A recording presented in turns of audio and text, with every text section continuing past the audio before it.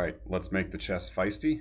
This is Ben, and we're going to play a rapid game against Rob Sachs 2200. And he's played e4, and we're going e5. We got a classical open game here with the knights coming out, and I get the two knights defense. Knight g5 and d3 are the main moves here.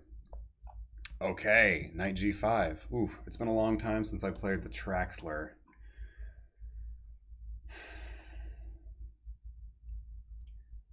And it's also been a long time since I played this. So let's play this. I chickened out of the Traxler here. But we'll go with something just as fun. Fritz variation, knight to d4. White often doesn't know this. The best move is very counterintuitive here. Well, no, the best move for white is probably just to hit that knight immediately with c3.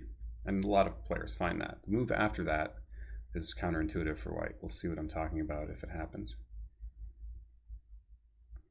So d5, we've sacrificed a pawn, but we've blunted this attack on f7. d5 is the best way to do that. Really the only way to do that. And now we've got an imposing knight on d4. Doesn't look like black's threatening much, but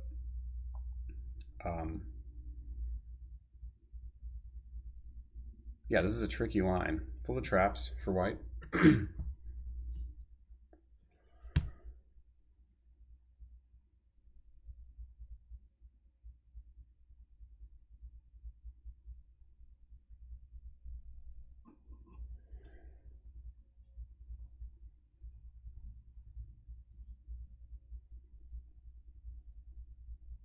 If white simply castles here, I believe I can just take. I'll have to get into that. We'll see what white does.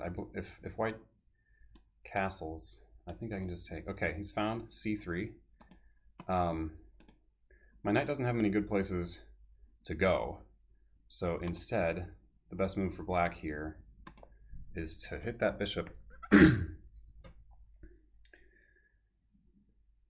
Because our knight on d4 also allows us to play b5. So now the bishop, where should the bishop go?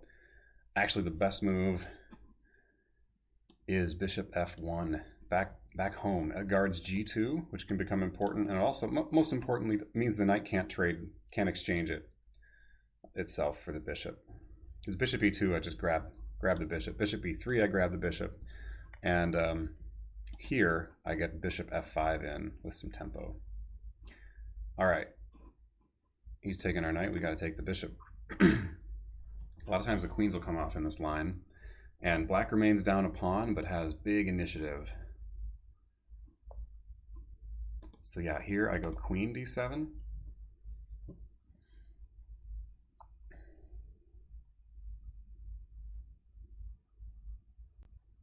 And if he takes, I recapture with the knight, I think, holding on to e5. He takes here, and I think I take on d5 with the queen. Yeah. We continue to insist on this trade. And now if he goes back to a5 with check, I can get my bishop out and with tempo against his queen.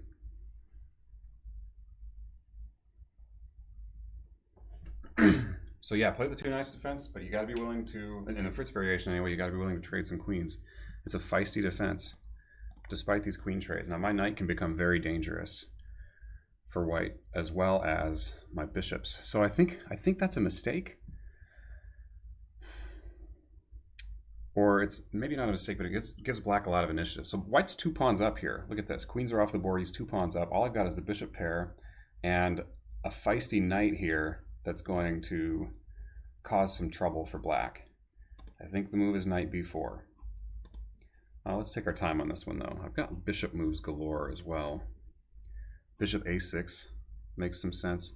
Knight b4 is the most forcing. It has a big threat on c2 here. And if he goes king here, I think I can follow up. Well, follow up bishop f5, and that's met with knight a3. Knight a3 is another idea he could try, but the thing is he can't stop both of these checks. So I think, yeah, knight to b4.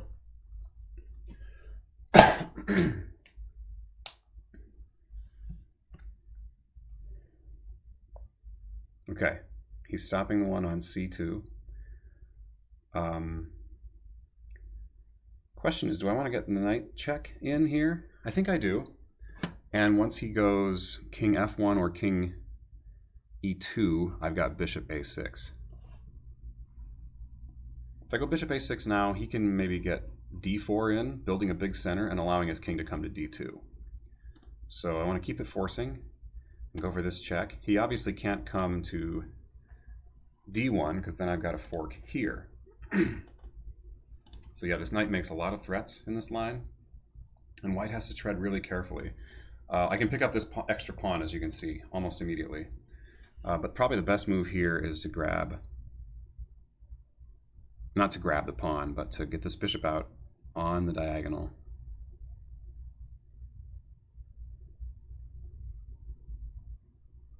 And yeah, we got lots of threats. White has to move his king again, I think. Yeah, this is looking good for us. Just because the queens come off the board does not mean the kings are safe. This is no ending. So big threat right here is knight takes bishop check. That's pretty obvious. He can't stay on the back rank and get out of these discoveries, because that of course leads to this again. King f1. I've still got knight takes bishop, and I just win a piece because of the discovered check. So yeah, white doesn't have a light squared bishop to challenge mine, and the board is quite open, and my knight is dominating. I wouldn't be surprised if even the computer says that black is better here. After all, I can always grab another pawn and grab this central pawn. If he goes king d6, the question is, do I want to go bishop? Okay, he goes king f3. I was looking at king e3. Did I want to check with this? Okay. I think my knight is plenty happy here. I might just castle queenside, or bishop c5 looks pretty good, and that knight just dominates the board.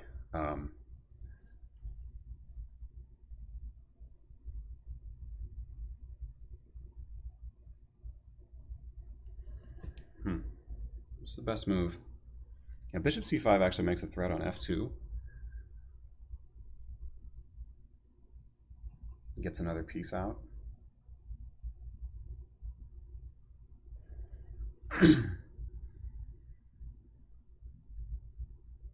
And then I could castle on kingside. That looks better.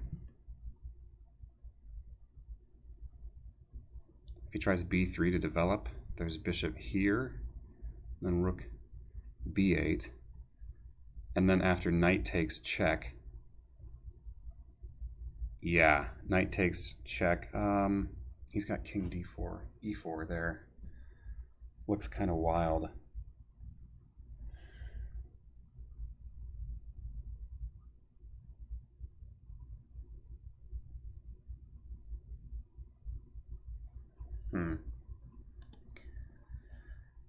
This is obviously a decent move, hitting that with check. But what I don't like is that allows, I want to keep my knight here because it prevents his rook from coming to its best square. It prevents his bishop from being unleashed on this diagonal. So yeah, I'm thinking bishop c5.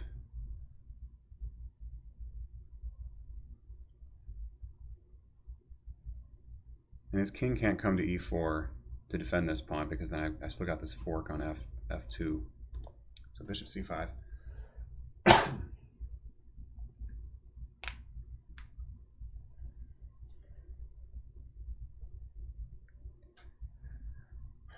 Yeah, the feisty Fritz variation.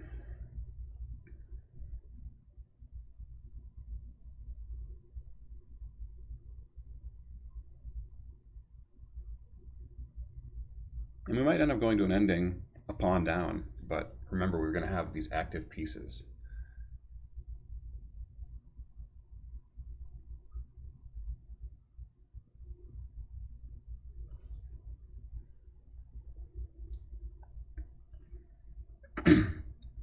like to get this bishop to d4 and then maybe play c5.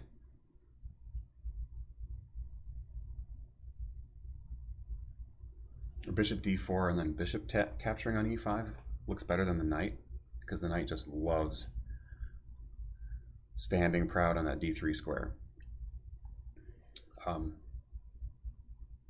I'm also looking at ideas of having my bishop, like say white plays b3, I get my bishops here and there, trapping that rook, winning an exchange, probably on b1, and then forcing the knight back to b1 to recapture. Maybe. Just some ideas to keep in mind. My knight is protected here. So yeah, bishop d4. If the king tries to come and attack with king e4, he can't do that now because there's just too many threats. Maybe rook f1 is an idea here to guard. It looks pretty passive.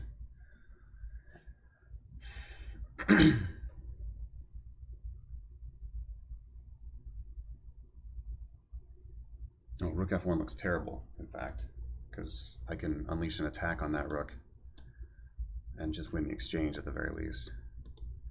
Okay. Okay, now knight takes e5 check looks good because there's no king e4.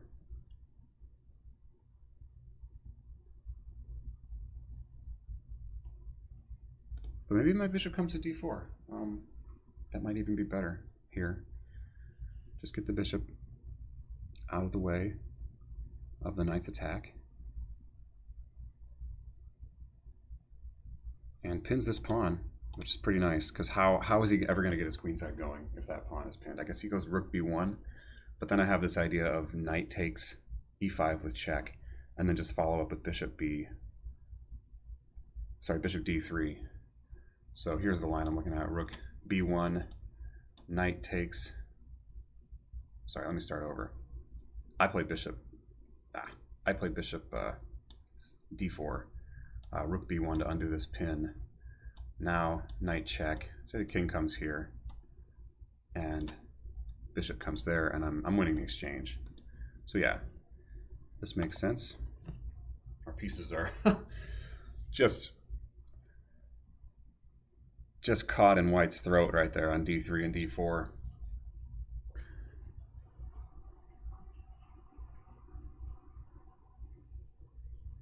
Also got ideas of pinning this knight. Pinning this knight here with bishop b7. But I really like how this bishop restricts one of white's knights.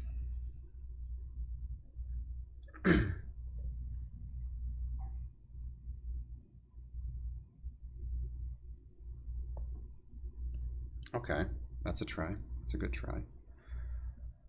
So maybe I take with the bishop.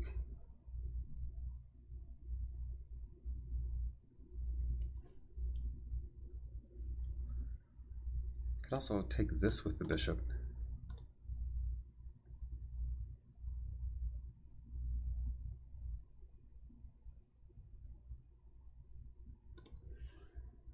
Could take with the knight, check, but then after king d4, well, after king d4 I can just go knight d3 again, check. The other option is king g3, and then I need to move my bishop somewhere. Or maybe I go knight here, give up that bishop for a knight.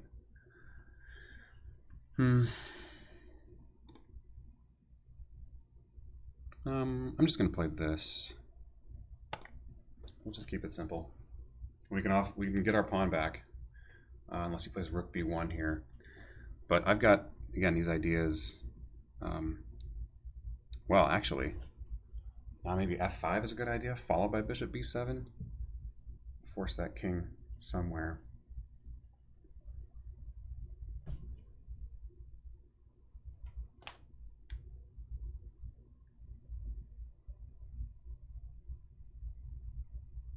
We're just castling. Or rook b8, rook d8. Okay, so we probably don't want to trade.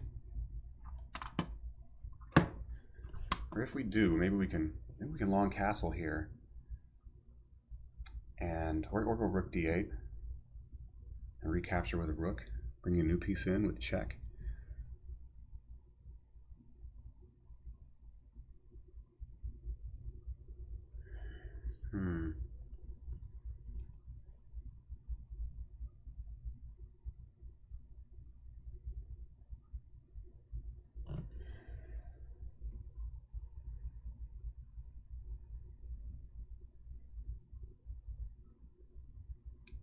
Anything else? I can't go knight c4, c5 anymore.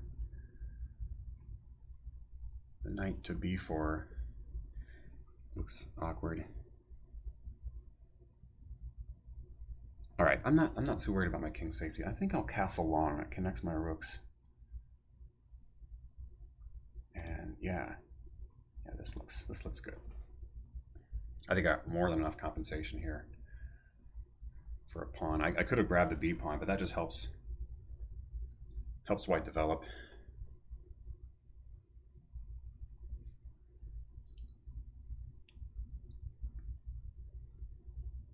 And if he takes the knight, I'll recapture with the rook. That forces his king to g4.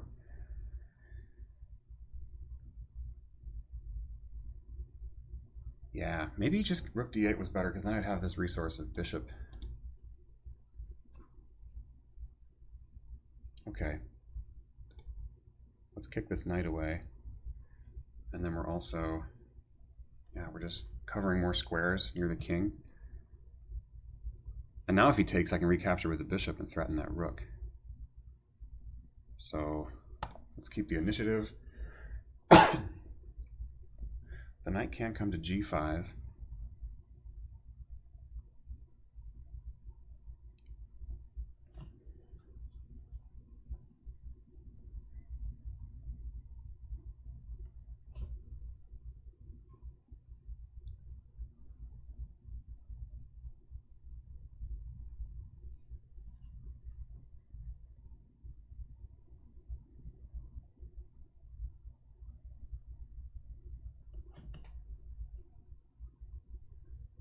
Yeah, knight g5 looks pretty obvious here.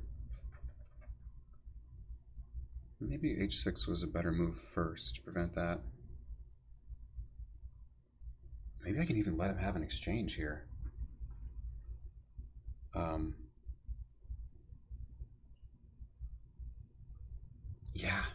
Yeah, because if I can force that king onto e2.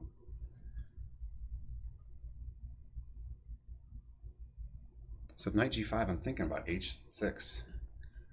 Knight g5, h6, knight f7, g5. Let's say the knight takes the rook in the corner. g4.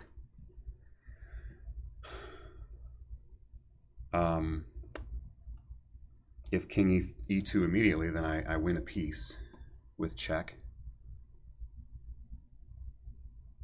I do have to worry about that. The tactics of getting that knight back are tricky. Maybe I don't need to do that immediately. Okay, he hasn't gone for it. Back to c3. Yeah, let's try to build a mating net around this king. This really discourages him taking with the knight, because if he takes now, then rook take is check, and he has to go to e2, and then I just grab a piece with a discovered check from the a6 bishop.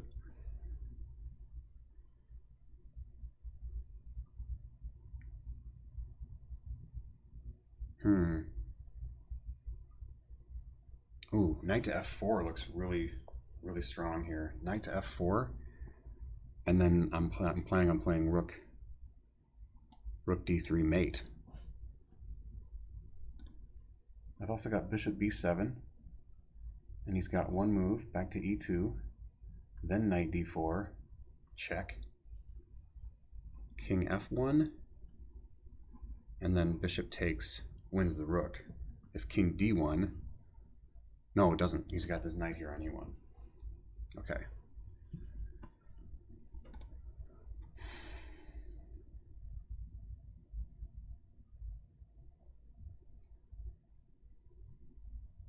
I could just bring a rook to the e file. Bring my last piece into the game, and what does black do? It's pretty simple. Then the threats become too much, don't they? Yeah, okay. Rook h to e8.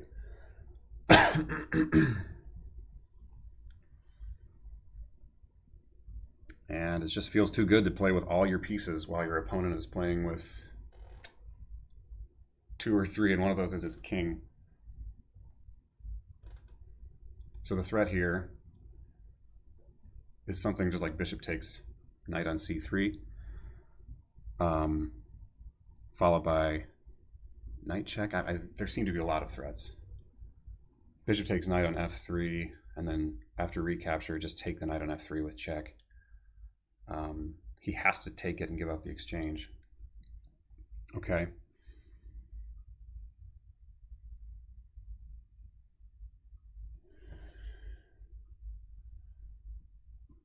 His bishop takes now good enough? Bishop takes, recaptured, probably with a d pawn, and then knight e5, check. He's got to go king d6. That's a discovered attack. Maybe I just...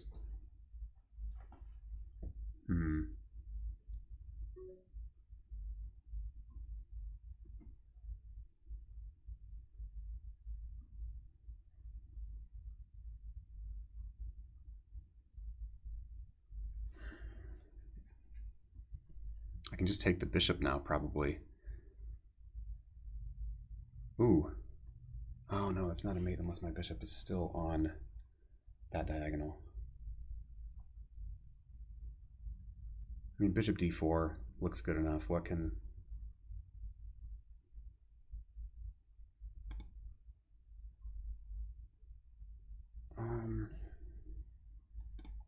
Okay, crunch time here.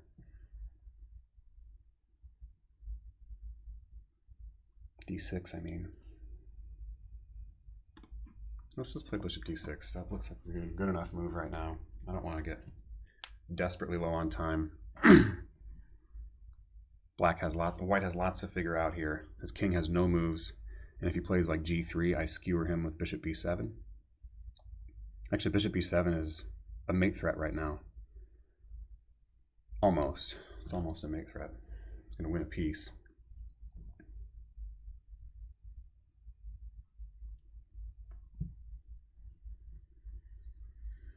Yeah, bishop d6 is just a simple move, so the rook covers.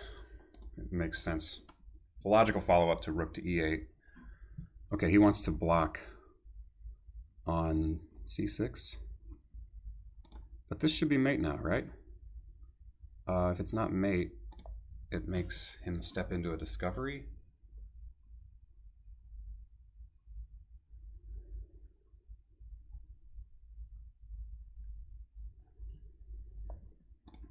Let's just repeat to gain a little bit of time.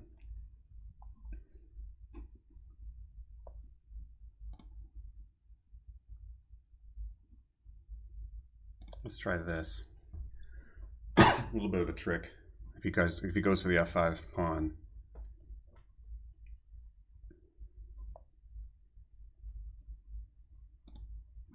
Okay, let's go for the skewer.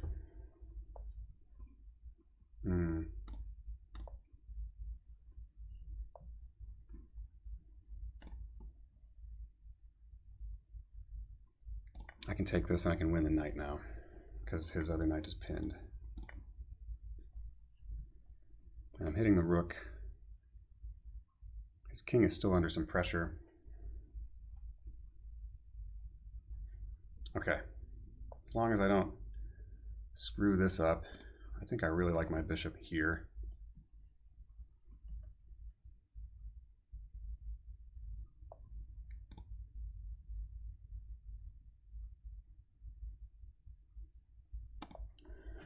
Let's just crack open that king, because this bishop is a monster mating piece. He's going for that. Oh, that's a check. I see. That's...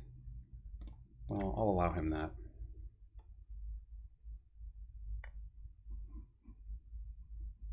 I see.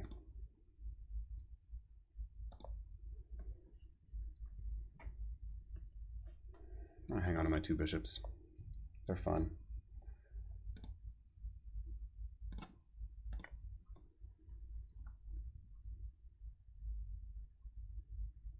Oh, this is tricky. This allows him knight d6 check, but I've got his rook under attack as the saving piece. So I need to go back. I need to go back here, cover d6.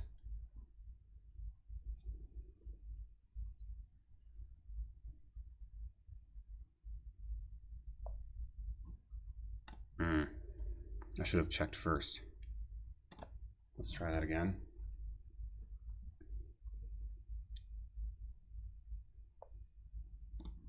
Okay, let's attack the knight.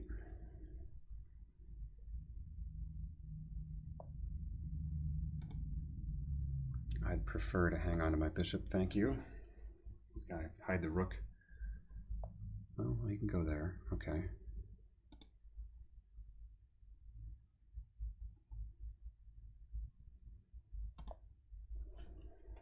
That knight is dangerous. I should probably just swap it off for something. Let's try that. Oh, he doesn't want to. This pins the knight, does it not?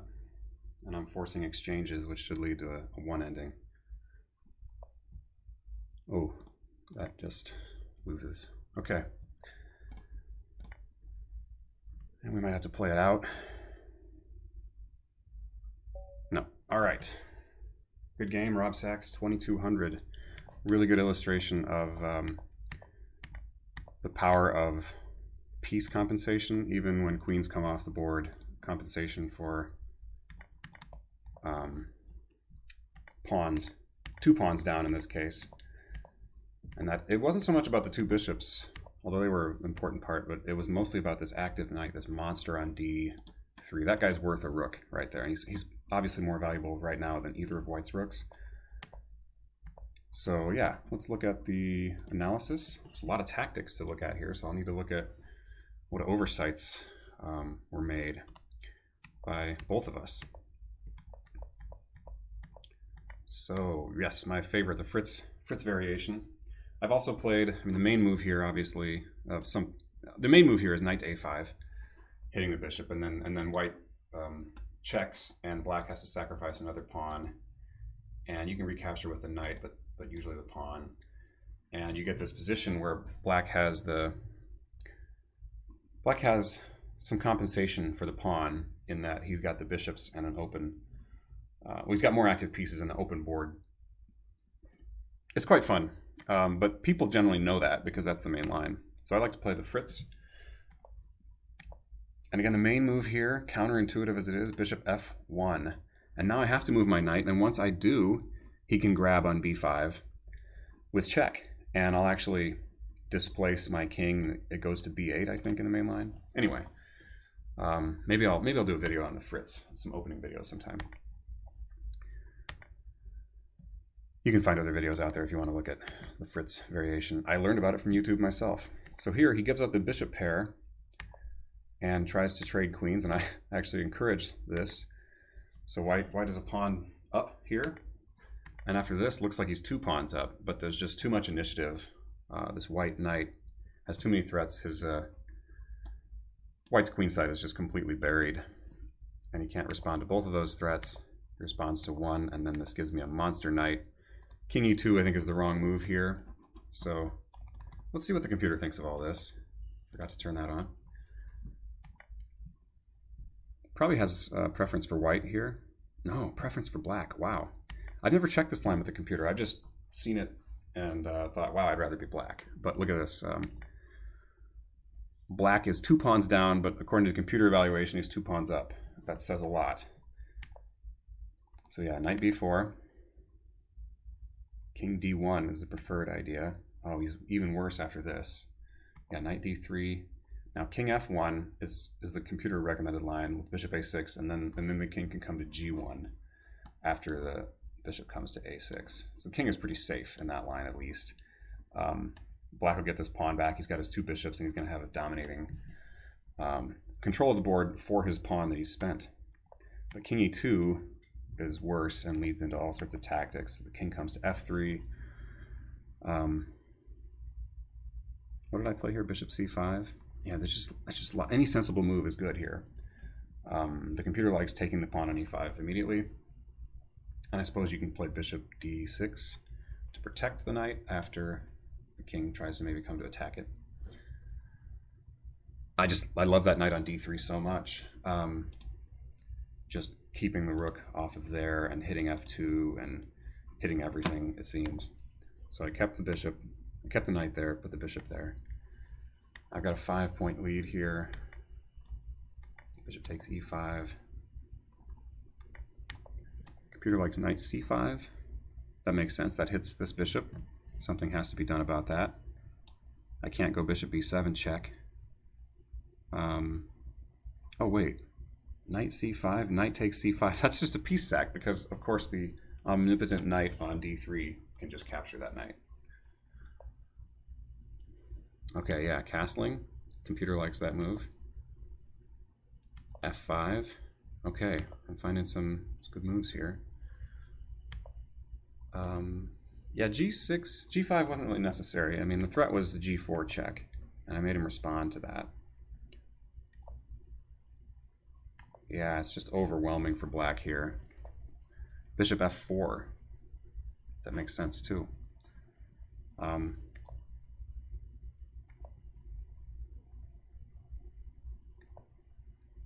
Knight e5 check, king g3.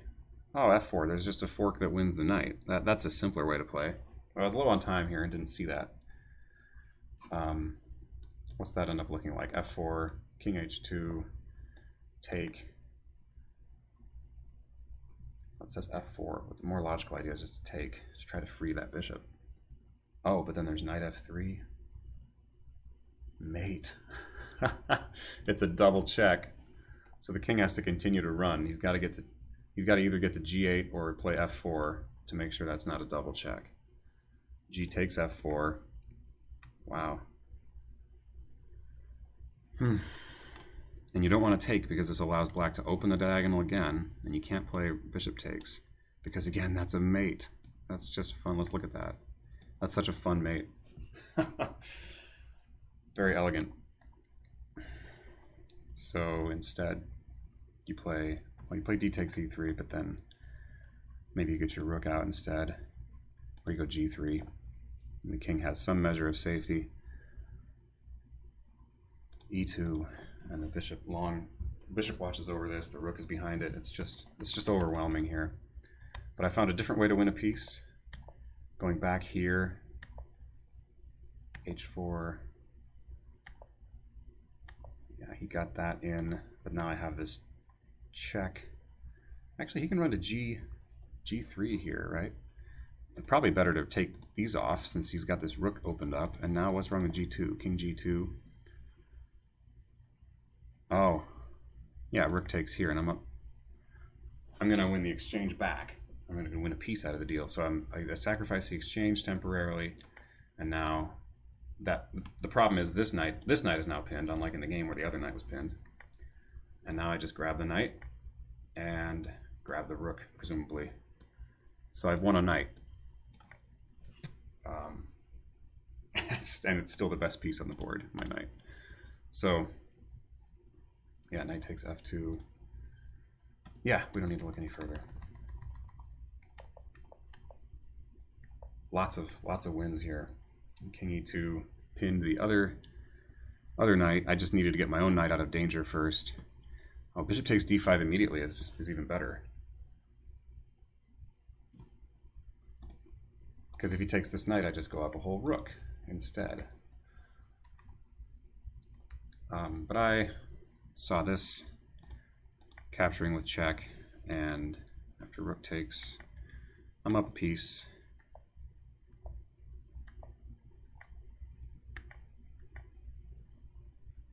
Yeah, this knight is useful on f5.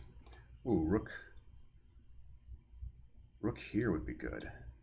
Let's look at this.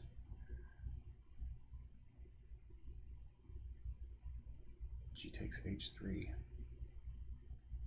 Okay. Rook here looks like more fun, opposing that to the king. And if the knight wants to take, well, that's check, and I have to recapture. But now I've got things going on. Ooh, this is fun. This is a fun one. I suppose it doesn't lead to death immediately. Anyway, we're up a piece. It's only important thing is just not making blunders and giving up that piece-sized advantage. Yeah, probably should have gone for a rook here immediately.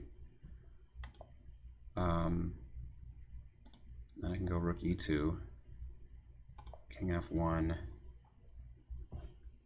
rook h2. Yeah, tough to see, but what can black do here? What is rook h1?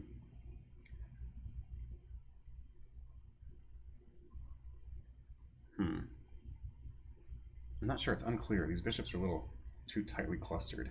Like, I want to get my bishop back here, maybe. But anyway, again, lots of advantage, so I don't need to extend the video any longer. I was proud that I was able to not screw this up with such a low time, such a small amount of time left on the clock. But just keep creating threats, and eventually in a time scramble, if you can create threats, then we should be able to have the last laugh here. So again, thank you for the game, Rob Sachs. I love when people play knight g5 against the two knights. It's always disappointing when you see instead of knight g5, this critical line, you see d3, and it becomes a much slower positional struggle. So yeah, all right, Fritz defense and the two knights, Fritz variation, very feisty, and keep fighting, folks. Stay feisty.